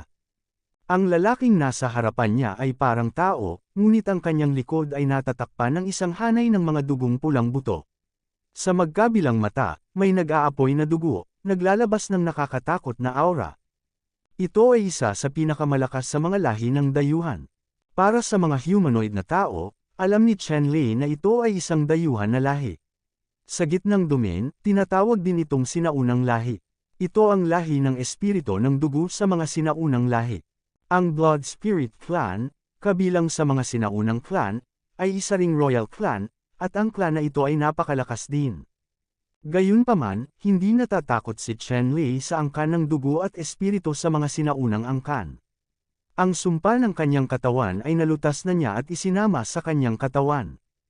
Ang sumpa ng langit na ipinasok niya sa kanyang katawan ay nagbigay sa kanya ng kakaibang kakayahang harapin ang mga dayuhang lahi, o sinaunang lahi, na may natural na kalamangan, na parabang sila ang mga likas na kaaway ng mga dayuhang lahi na ito. Sa harap ni Chen-Lei, ang kanyang lakas ay hihina ng hindi bababa sa 30%. Ang malakas na lalaking ito ng lahi ng mga espiritu ng dugo, kahit na hindi niya makita ang sumpa ng langit sa katawan ni Chen-Lei, likas na hindi niya gusto si Chen-Lei, maging ang pagkasuklam na umaagos mula sa kanyang mga buto. Kaya, ito ang dahilan kung bakit direktang pinagalitan niya si Chen-Lei. Ang mga salita ni Ma Wu ay ikinagalit ng malakas na lalaki ng lahi ng mga espiritu ng dugo, at ang malakas na lalaki ay sumigaw, maglakas loob ka. Pagkatapos, lumapit siya kay Ma Wu. Itong Blood Spirit Clan Powerhouse, Blood Monster, Tyrannical Breath, exuding astonishing murderousness, sobrang dominante, sinampal si Ma Wu ng isang sampal. Pupunta ako. Ang marahas na ugali ni Ma Wu, paano niya ito natitiis, sumipa ng kuko, at nabangga sa sampal ng malakas na lalaki ng lahi ng dugong espiritu. Para sa isang sandali, tulad ng isang sagradong tambol na pinalo, nagkaroon ng malaking kulog sa kalangitan. Ang mukha ni Ma Wu ay namutla, at siya ay napailing ng higit sa 100 hakbang. Ang Blood Spirit Clan Powerhouse ay hindi umatras, ngunit nakasimangot pa rin, at nabigong patayin si Ma Wu gamit ang isang palad, na naging dahilan upang ang Blood Spirit Clan Powerhouse na ito ay lubhang hindi nasisiyahan. Paatras ba ang lakas ko, hindi ko man lang masampal ng palad ang isang hayop. Bulong sa sarili ng malakas na angkan ng espiritu ng dugo. Matapos pakinggan ang pag-uusap sa sarili ng malakas na tribo ng espiritu ng dugo, namutla ang tono ni Ma Wu. Kailan pa nagkaroon ng lakas ng loob na tawaging hayop ang kanilang tribong Chanma? Naghahanap ng kamatayan. Umuungal si Ma Wu, humakbang palabas ng langit na may 7 hakbang na parang kidlat. Malalaking bitik ang lumitaw sa kawalan, hindi mabilang na mga ron ang bumubuo ng malalaking liwanag na marka, at ang kulog ay umalangaw sa kawalan, parang kulog na gumugulong sa kalangitan, nakakabingi. Dahil sa galit ng makapangyarihang Blood Spirit Clan, direktang ginamit ni Ma Wu ang pinakamakapangyarihang kayamanan ng Chanma Clan para gumawa ng 7 hakbang patungo sa langit. Ang 7 hakbang na ito ay nagsanib sa isang iglap, at ang kapangyarihan ay naging mas malupit, direktang yumuyurak sa Heavenly Spirit Guy ng makapangyarihang Blood Spirit Clan. Naghahanap ng kamatayan. Ang malakas na angkan ng espiritu ng dugo ay umungal, ang kanyang mga palad ay kumikinang, at isang matingkad, tumutulo na pulang dugong sibat ang bumaril mula sa kanyang palad, na sinasalubong ang mga hakbang na diretsyo pababa. Boom! Saglit, ang pulang dugo na sibat na ito ay tumusok sa kalangitan na may 7 hakbang, naglalabas ng nakakasilaw na liwanag, na naging dahilan upang mapa-atres si Mao ng 12 hakbang ng hindi namamalayan. Ang pulang dugong banal na sibat ay nabasag ni Mao noong una. Ang dugong pulang banal na sibat na ito ay isang uri ng mahuhusay na kayamanan sa mga dugong espiritu ng tribo. Walang kap-ares ang kapangyarihan nito at sinasabing kayang tumagos sa mga bituin at walang kapantay ang talas nito. Sa oras na ito, sa isa sa mga kuko ni Mao, may butas ng dugo na may malaking bibig ng mangkok, at patuloy na umaagos ang dugo. Sa oras na ito, isang magaan na anteng-anteng ang lumitaw sa sugat ni Mao, tinatakan ang sugat, tinitingnan ang dugong espiritu ng tribo na malakas, kahit na ang kanyang sibat ng dugo ay nabasag niya, ngunit bukod doon, walang ibang sugat. Sa pangkalahatan, si Mao ay dumanas ng kaunting pagkawala sa pagkakataong ito. Galit na galit si Mao. Sa tribo ng Chanma, siya rin ay itinuturing na mapagmataas na anak ng langit. Not to mention his invincible hand sweep, pwede rin siyang may rank sa top 10 sa mga nakababatang henerasyon ng kanyang tribo. Paano siya nakapasok sa walang hanggang lihim na kaharian na ito, ngunit ito ay sunod-sunod na siya ay napilayan. Unang natalo ni Chen Lei, siya ay kinuha bilang isang bundok ni Chen Lei, at nakilala niya ang matandang karibal na si Jin Yap Eng, na hindi isang kalaban. Sa lahat ngayon, kahit na ang mga estranghero ay maaaring talunin siya. Ganon na ba talaga siya ka-unbearable? Hindi nasisiyahan si Mao at humakbang pasulong, handang lumipat muli. Sa oras na ito, huminto si Chen Lei at pinigilan si Mao, dahil nakita na niya na talagang mas mahina si Mao kaysa sa Blood Spirit Clan. Nakakahiya. Nakita ng Strong Blood Spirit Clan na pinigilan ni Chen Lei si Mao at malamig na tumingin kay Chen Lei. Muling bumangon sa kanyang puso ang pakiramdam na makatagpo siya ng isang likas na kaaway, na lalong nagpagalit sa kanya. Hoy! Ang kapangyarihan ng tribo ng dugong espiritu, nang walang salita, ay direktang ipinutok gamit ang isang palad. At saglit, ang mga asterisk rune mula sa palad ay hinabi sa isang dugong sibat, na naglalabas ng isang asterisk na dugo, tulad ng isang multo at Diyos na umiyak. Ang tunog ng howling ay direktang tumagos kay Chen Lei. Malamig na sumangot si Chen Lei, pinisil ang marka ng kanyang kamao at binati siya ng direkta, at binitawan niya ang kanyang kamao, at sa ilang sandali, lumitaw ang isang hindi masusukat na liwanag, at isang napakalakas na marka ng kamao ang bumaril mula sa kanyang kamao, nakasentro sa tumusok, ang kanyang lalamunan na dugo sibat. Boom! Sa kawalan, nagkaroon ng malakas na ingay na parang marahas na hangin at rumaragas ang alon, patong-patong sa langit, patong-patong patungo sa malayo, kahabaan, walang laman na parang ibabaw ng dagat, patuloy na pagtaas-baba, at ang lupa, inilipat. Nayanig ang bundok. Masyadong malaki ang kapangyarihan ng dalawang pag-ataking ito laban sa isa't isa. Ang labanan sa pagitan ni Chen Lei at ng Blood Spirit Clan Powerhouse ay agad na nakakuha ng atensyon ng 12-dosenang mga powerhouse. Kasabay nito, sa loob ng isang radius ng milyon-milyong milya, ang ibang mga powerhouse na dumarating sa direksyon na ito ay naramdaman din na malakas. Nag-iba-iba ang momentum, isa-isa sa buong lakas, na nagmamadali patungo sa direksyong ito. Sa sandaling ito, ang malakas na lalaki ng Blood Spirit Race ay tumingin kay Chen Lei, gulat na parang may kaharap siyang kaaway. Dahil sa nakaraang laban, talagang sinira ni Chen Lei ang kanyang mapanirang kayamanan sa pamamagitan ng isang suntok. Hindi lamang iyon, ang malakas na puwersa ay direktang dumurog sa isang palad niya, na sumabog sa isang ulap ng dugo.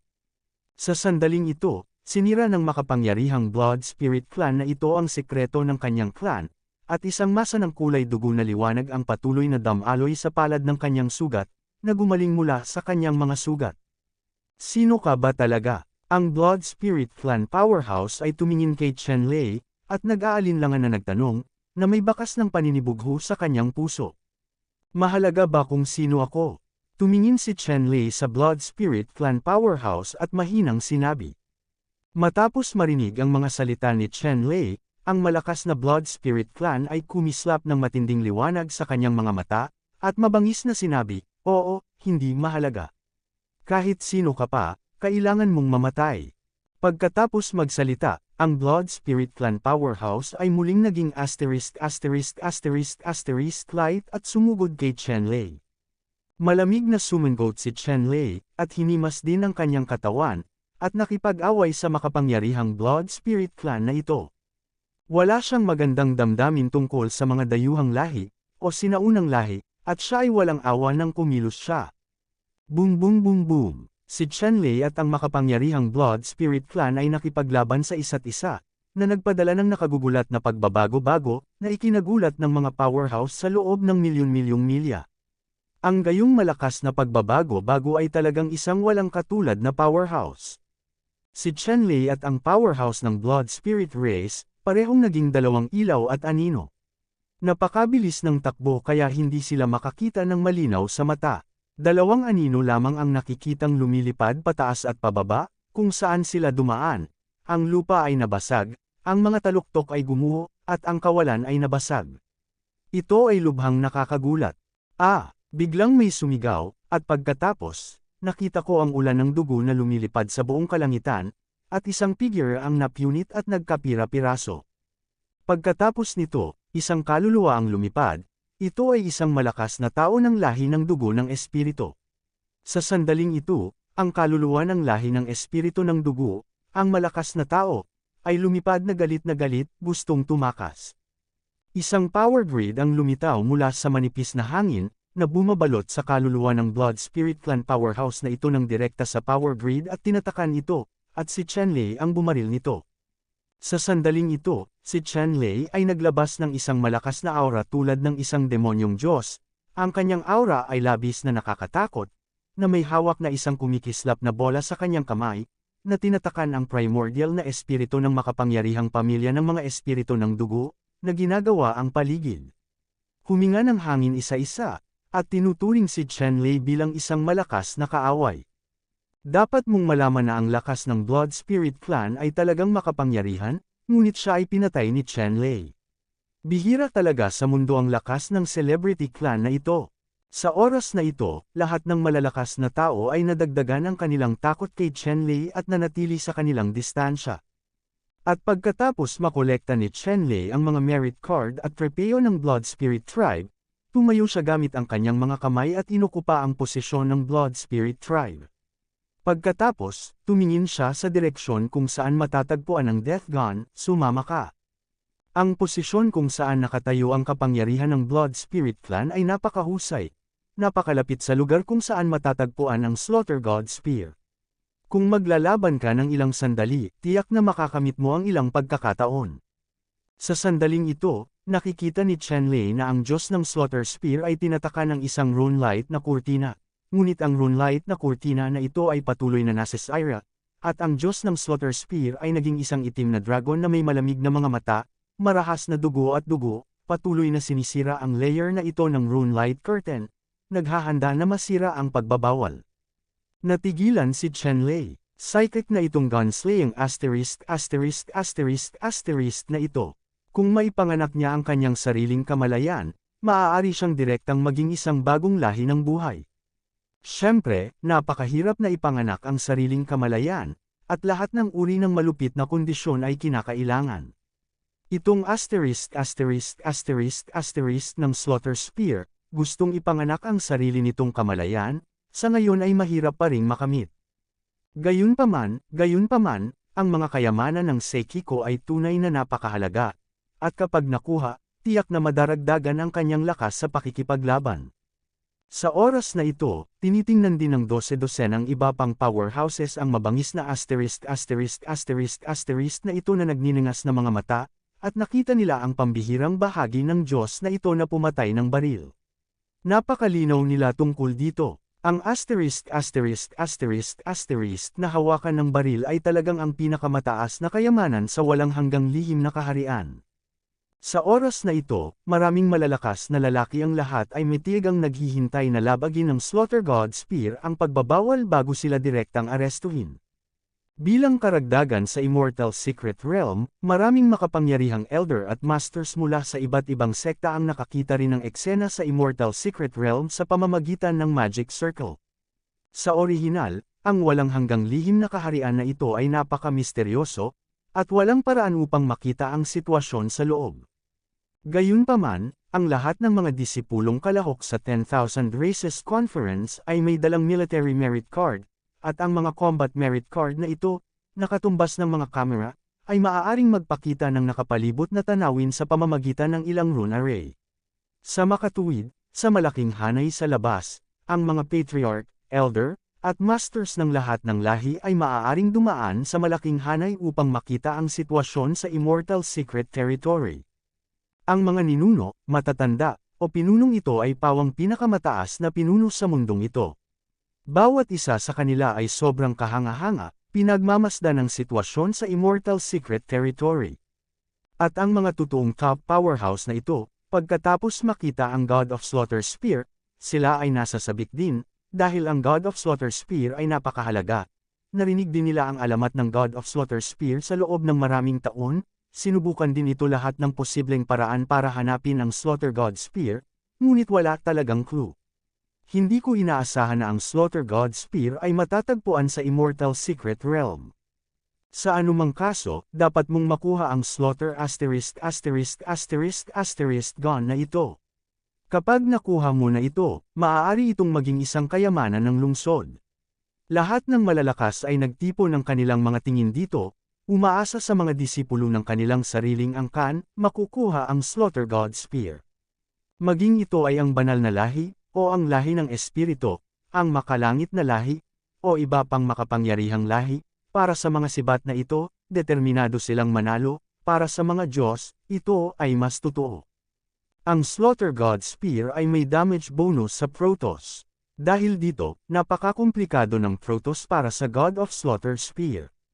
Ang Diyos ng Slaughter Spear na ito ay minsang pinili at pinatay ang Diyos na hari ng Protoss. Sa makatuwid, hinding-hindi papayag ang Protoss na makuha ng ibang lahi ang Slaughter God Spear. Sa mga taong ito, hinahanap din ng Protoss ang kinaroroonan ng Slaughter God Spear, ngunit wala ring clue. At sa pagkakataong ito, ang Slaughter God Spear ay lumitaw sa walang hanggang lihim na kaharian, at ang kanilang Protoss ay kailangang kontrolin ang Slaughter God Spear sa kanilang mga kamay. Sa sandaling ito, sa loob ng Immortal Secret Realm, maraming makapangyarihang tao ang nagmula sa lahat ng direksyon, daan-daan sila. Ang mga powerhouse na ito ay sumugod kaagad nang makita nila ang liwanag na pinalabas ng Slaughter God Spear. Sa oras na ito, pagdating nila sa harapan, naramdaman pa nila ang kapangyarihan ng Slaughter God Spear. Interesado, ang kanyang mga mata ay bumagsak sa Slaughter God Spear, hindi gumagalaw. Pumunta ka, biglang, sa isang malakas na sigaw. Isang malakas na lalaki ang lumitaw sa harap ni Chen-Lei at iba pa at sinigawan si Chen-Lei. Ang posisyon na kasalukuyang inookupahan ni Chen-Lei ay napakahusay. Kapag ang Slaughter God Spear ay wala na sa pagbabawal, maaari niyang samantalahin ang pagkakataon mula sa simula. Ngunit ngayon, gusto ng malakas na lalaking ito ang posisyon ni Chen-Lei at gustong makipagkompetensya kay Chen-Lei at itaboy si Chen-Lei. Tumingin si Chen-Lei sa malakas na lalaking ito, at nakita niya na ang malakas na lalaking ito ay isang malakas na tao mula sa angkan ng Black Golden Wolf. Ang Black Gold Wolf Clan ay ang royal clan ng Wolf Clan. Sila ay malakas at walang kapares. Kasabay nito, kilala rin ang angkan na ito na malupit at uhaw sa dugo. Sa katunayan, ito man ay ang Black Gold Wolf Clan o ang Black Gold Ants, ang dalawang lahi na ito ay kinikilala bilang pinakamalakas sa mundo, at hindi sila mababa sa Protoss, Saints, at Celestials. Sa sandaling ito, ang makapangyarihang itim na gintong Wolf Clan na ito, na may ulo ng lobo at 3 talampakan ang taas, na napapalibutan ng mga itim at gintong rune, puno ng mapang-apang aura, ay tumingin ng masama kina Chen-Lei at Mao. Anong sabi mo? Galit na sumangot si Mao at sinigawan ang malakas na Black Gold Wolf Clan. I said let you go? Bakit? Hindi mo ba maintindihan? Bumantong hininga ang Black Gold Wolf Clan at malakas na sinabi. Pumunta ako sa tito mo. Sigaw ni Mao sa kanya at naging kidlat. Lumabas siya ng langit na may 7 hakbang, at direktang tinapakan ang makapangyarihang itim na Lobo Clan na ito. Ang Black Gold Wolf Clan Powerhouse ay sumabog na may hindi mabilang na anteng-anteng na mga ilaw, na hamarang sa kaalaman ng 5 kabayo. Boom! Sa huli, biglang sumabog si Mao sa walang katapusang kapangyarihan, at direktang sinira ang rune light sa Black Gold Wolf Clan Powerhouse, natapakan ng Sky Spirit cover ng Black Gold Wolf Clan, at agad na tinapakan ang kanyang Sky Spirit cover broken, lumipad ang utak, ang kaluluwa ay lumipad sa langit, tumakas sa malayo. Akala ko talaga bully si Lolo Ma, kahit sino ay makakatapak sa kanyang mga paa. Tiningnan ni Mao ang primordial spirit ng Black Gold Wolf Clan Powerhouse na hindi makahabol, at malakas na sinabi. Sa panahong ito, si Mao ay labis na nanlumo at nasasakal sa galit. Ngayon siya ay ganap na napukaw ng Black Gold Wolf Clan Powerhouse. Pagkatapos magpakawala ay naramdaman na lang niya na mas relaxed ang buong katawan niya. Napatingin si Chen Lei kay Mao at hindi nagsalita. Ang Black Gold Wolf Clan ay talagang malas. Nakilala niya si Mao na dating mayabang. Ngayon si Mao, masasabing ang maliit na universo ay ganap na nasusunog. Isang lakas ng labanan na lampas sa orihinal na antas ang sumiklab at pinatay ang itim na gintong Wolf Clan sa isang iglap. Kung hindi, ayon sa totoong antas ni Mao, imposibleng mapugutan ng ulo ang makapangyarihang itim na gintong lobo na ito sa napakaikling panahon. Nang makitang napakalupit ni Mao, maraming makapangyarihang tao sa paligid niya ang nagpakita ng bakas ng takot, at hindi na sila ng ahas na guluhin pa sina Chen Lei at Mao. Di nagtagal, nagkaroon ng mas makapangyarihang mga tao dito, at sa huli, mayroong libo-libo sa kanila, at ang mga itim ay namuno, bawat isa ay sumasakop sa paborebleng lupain. Siyempre, nagkaroon din ng mga labanan sa pagitan ng malalakas habang sila ay nakipaglaban para sa paborebleng lupain. Sa lugar na ito lamang, mayroong 12 ng mga pagbabago sa labanan. Mayroon ding ilang mga mamaya powerhouse na gusto Chen Lei at iba pa. Gusto nilang ipaglaban ito, ngunit si Mao ay pumasok sa laman sa ilalim ng kanyang galit, na ikinagulat ng karamihan sa mga taong mas asama ang loob.